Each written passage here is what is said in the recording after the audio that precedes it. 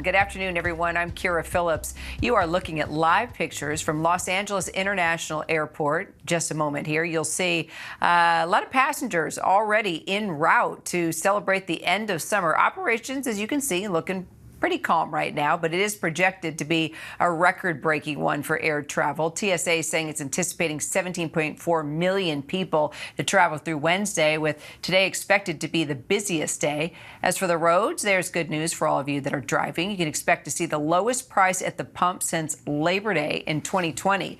Gas Buddy estimating this weekend's average gas price to be about $3.15 a gallon. Experts say the best move is to leave early in the morning, though, or late at night. Whether you're hitting the highways or the skies, sunny blue skies will be shining down on much of the country this weekend, though it may be feeling a little more like fall than summer in some regions. We will have your complete holiday forecast in just a moment. But let's start with our Melissa Adan. She's there in Los Angeles. Also, we have a spokesperson, travel expert for Going Katy Nastro. All right, Melissa, how are things looking this hour? Yes, Kira, it is busy. So airports across the country are feeling it because according to FlightAware right now, there are already 2,900 flight delays. That continues to be growing, and that's in and out of the U.S. And check it out. There's more than 400 cancellations already. Now, these numbers are only expected to grow because of the sheer volume of passengers that are expected to hit the airports today.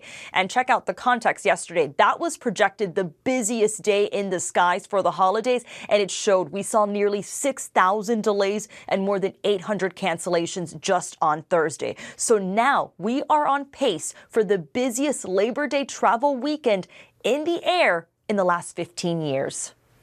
So, Katie, I know right now can be the worst time to travel in many parts of the country. Maybe there's better times to travel?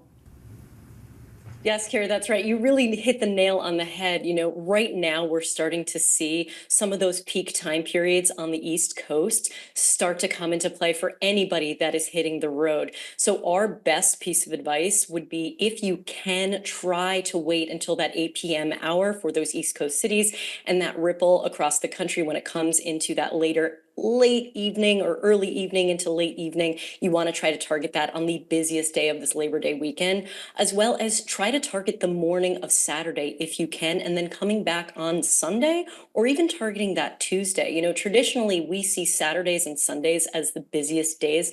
Sunday specifically, according to A4A data, is the busiest travel day of a typical week. So because this Labor Day weekend falls with Monday being that holiday, we want people to try to avoid that day if possible, or target the morning before 11 a.m. if heading out on the road on that Monday. Good advice. Melissa, Katie, thank you, ladies.